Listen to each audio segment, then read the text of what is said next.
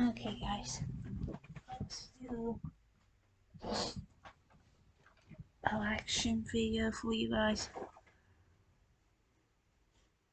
before my phone dies. National Pickle Day! Oh, you know I love my pickles.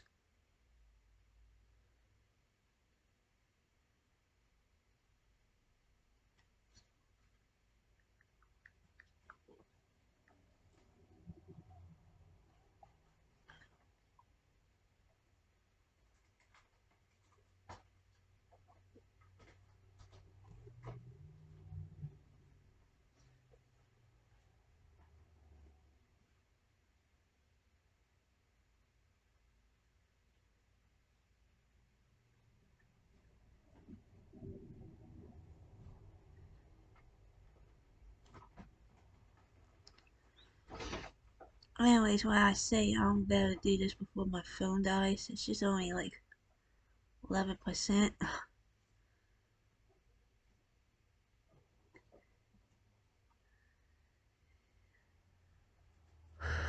Okay, let's do teenagers and cover murder victims in suitcase on TikTok. I saw this,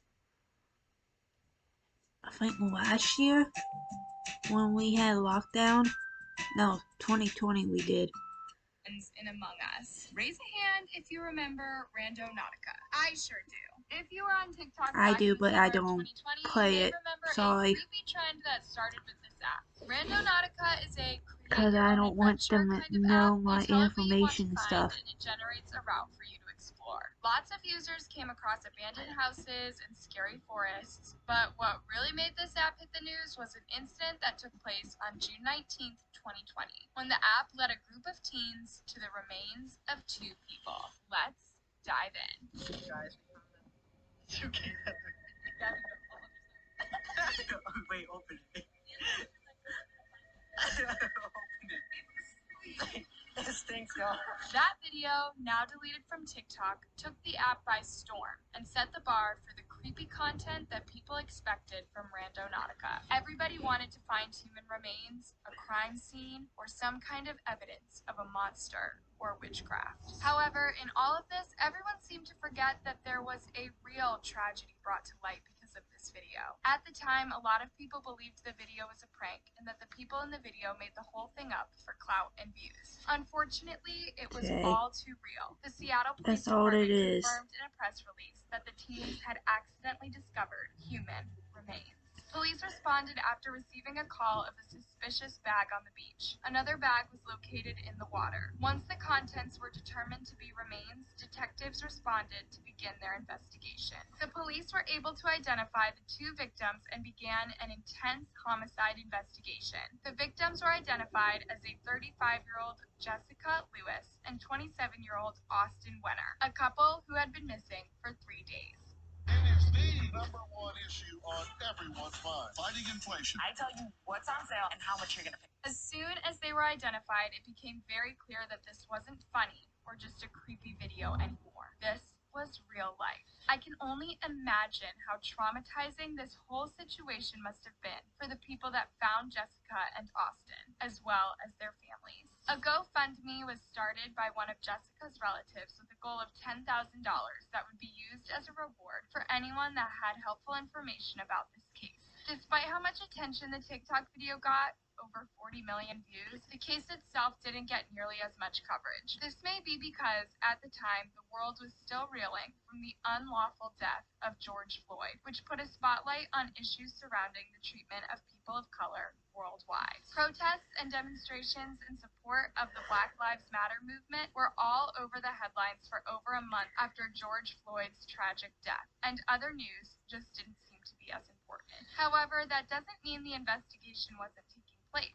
As authorities worked to try and find the culprit that took the lives of Jessica and Austin, their families worked to bring attention to the case. Born on August 28, 1984, Jessica Lewis was a mother of 4 and deeply loved by her family and friends. She worked at an assisted living facility, caring for elderly and disabled patients, and was an overall very caring person according to her Aunt Gina. She just had the grace and patience to be able to do that. She had a big heart and was willing to help anyone who needed anything. Austin Wenner was 27 years old at the time of his death. Many people knew him as Cash. He'd been in a relationship with Jessica on and off for about 8 years and had a son with a different partner. According to his family, he was a big fan of the outdoors and loved camping, his dogs, and trucks. Something that has been consistently reported about the couple is that they both had big hearts, and they were totally devoted to each other, despite the ups and downs of their relationship over the years. So why would anyone want to do this to them? And why did they dispose of them in such an awful way? Well,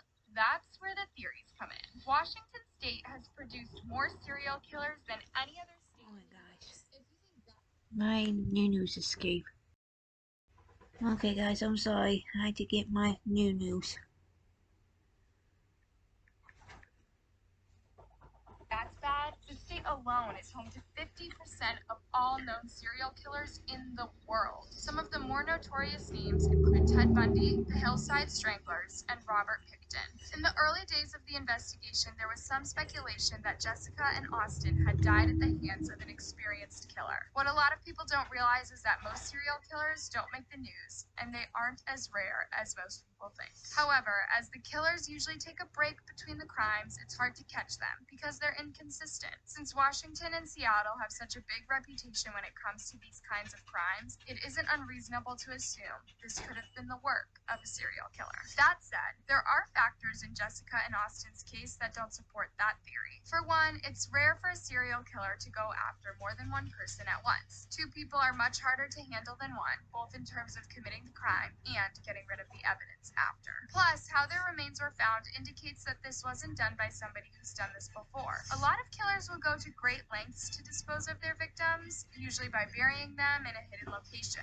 This was the work of someone who just wanted to get rid of Jessica and Austin and clearly had no regrets about what they did to them. And then, of course, came the theories that Randonautica was somehow to blame for this unfortunate discovery. When this case went viral, Randonautica became the subject of a lot of scrutiny and caused a lot of users to question how legitimate and safe the app is to use. In an interview with Inside Edition, the creator of Randonautica called the discovery of Jessica and Austin a tragic coincidence, and it was never intended for the app to result in such a traumatic incident. What exactly is the intention of the app? Randonautica was created to encourage users to venture outside of their day-to-day routine and take in more of the world around them. Kids finds the press.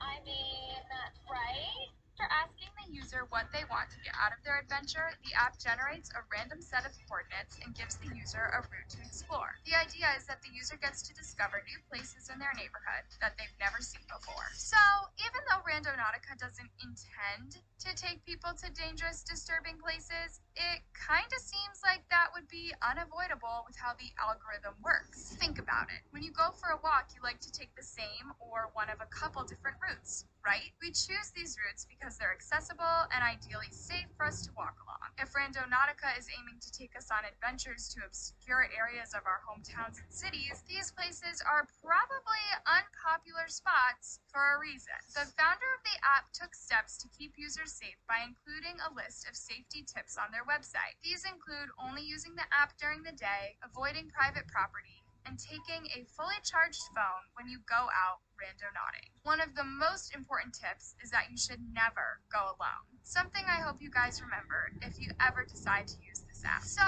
it's pretty safe to say that Jessica and Austin's deaths weren't caused by an unidentified serial killer or an adventuring app. The real answer was actually pretty simple, but no less devastating. On August 20th, 2020, a man named Michael Lee Dudley was arrested and charged with 2 counts of second-degree homicide. He was Jessica and Austin's landlord. His arrest happened shortly after his neighbors came forward and told the police that they'd heard some unusual activity on her property around the time Jessica and Austin went missing. Jessica and Austin rented a room in Michael's house, and reportedly they sometimes struggled to pay rent on time, and he wanted them